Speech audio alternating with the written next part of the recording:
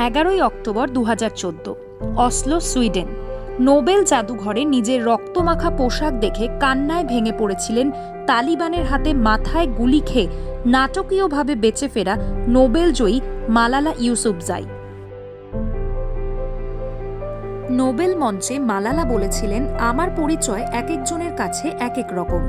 কেউ বলে আমি তালিবানের কাছে গুলি খাওয়া সেই মেয়েটি, আবার কেউ বলে নারী অধিকারের জন্য লড়াই করা সেই মেয়েটি, আবার কেউ এটাও বলে আমি নোবেল পুরস্কার পাওয়া সেই মেয়েটি। কিন্তু তিনি মনে করেন তিনি একা এই পুরস্কারের প্রাপক নন। এই পুরস্কারের প্রাপক সেই সব নাম না জানা শিশু যারা পড়াশোনা করতে চায়, শান্তি চায়, দিন বদলের স্বপ্ন দেখে। মালালা চেয়েছিল পৃথিবীর প্রত্যেকটি নারী শিশু যেন পড়াশোনা করার সুযোগ পায়, প্রতিটি নারী তার বেঁচে থাকার অধিকার ফিরে পায়, পৃথিবীর প্রতিটা কোণে শান্তি ফিরে আসুক। মালালা চেয়েছিল মেয়েরা যেন শুধু জন্ম দেওয়ার যন্ত্র না হয়। সে চায়নি মেয়েরা যেন পুরুষদের ভোগ্যের পণ্য হয়, বরং সে চেয়েছিল নারী পুরুষের সমান অধিকার তৈরি হোক। আর আমাদের পানিহাটির তিলোত্তমা, সে হয়তো চেয়েছিল হাসপাতালগুলি যেন জাল ওষুধের কারখানা না হয়ে ওঠে, হাসপাতালগুলি যেন মেডিকেল বজ্রের কারবার না হয়ে ওঠে, রক্তের পাউচের 2 নম্বরই কারবার সে বন্ধ করতে চেয়েছিল। সে প্রতিবাদ করেছিল হাসপাতালগুলি যেন যৌন চক্রের আস্থানা না হয়। পয়সার বিনিময়ে পাশ ফেল হয়তো সে বন্ধ করতে চেয়েছিল, কিন্তু পারেনি। জীবন দিয়ে চেষ্টা করে গেছে। তার এভাবে মৃত্যু দেখে একটাই কথা মনে হয়, এত রাগের বহিঃপ্রকাশ। যেভাবে তিলোত্তমাকে হত্যা করা হয়েছে তার বর্বরতার কথা ভাবলেই শরীর ও অন্তরের মধ্যে তীব্র জ্বালা সৃষ্টি হচ্ছে। অন্তরের প্রতিবাদ জ্বলন্ত লাভা হয়ে বেরিয়ে আসতে চাইছে চোখ, নাক, মুখ দিয়ে। আমার চোখের জল বারবার বেরিয়ে আসছে। আমার প্রতিবাদের মনের কথা লেখার পাতাকে বারবার সিক্ত করছে।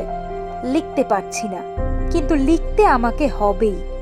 লেখার মাধ্যমেই আমি প্রতিবাদের ঝড় তুলব লক্ষ লক্ষ মানুষের মতো।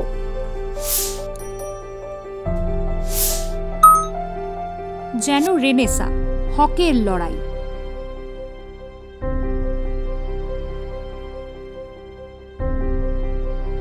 তিলোত্তমার মৃত্যু হাজার হাজার প্রতিবাদীর জন্ম দিয়েছে। একটা মৃত্যু লক্ষ প্রতিবাদ। আজ মানবতার অসুর বধে রাজপথে আজকের দুর্গারা, মাঠে নেমেছে মাতৃশক্তি। লক্ষ কণ্ঠের হুঙ্কার, মেয়েদের বিবেক দিন বদলের আওয়াজ। শুধু বাংলা নয়, ভারতবর্ষে গণ্ডি ছেড়ে আন্দোলন বিশ্বের দরবারে আছড়ে পড়েছে। মরে গিয়েও তিলোত্তমা আজ জাগ্রত।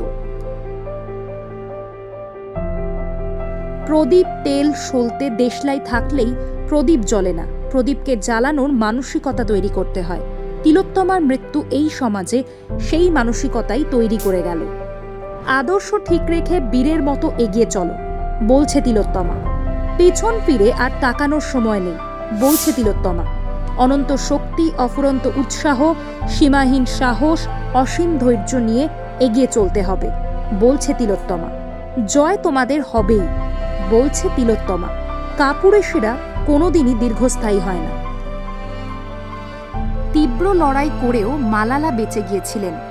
একইভাবে নিজের কর্মস্থল এবং যেখানে তার স্বপ্নে শুরু হয়েছিল সেখানে প্রচণ্ড লড়াই করেও তিলোত্তমা বাঁচতে পারেনি। তার মৃতদেহ দেখে চোখ শিউরে উঠেছে সবার। এটা কি, কোন জায়গা? নরক? আলো অফ লাইফের তরফ থেকে আমি পায়েল এবং সেক্রেটারি প্রবুদ্ধ রায়ের পক্ষ থেকে আপনাদের সকলকে জানাই নতুন সমাজ গঠনের আগামীর ডাক।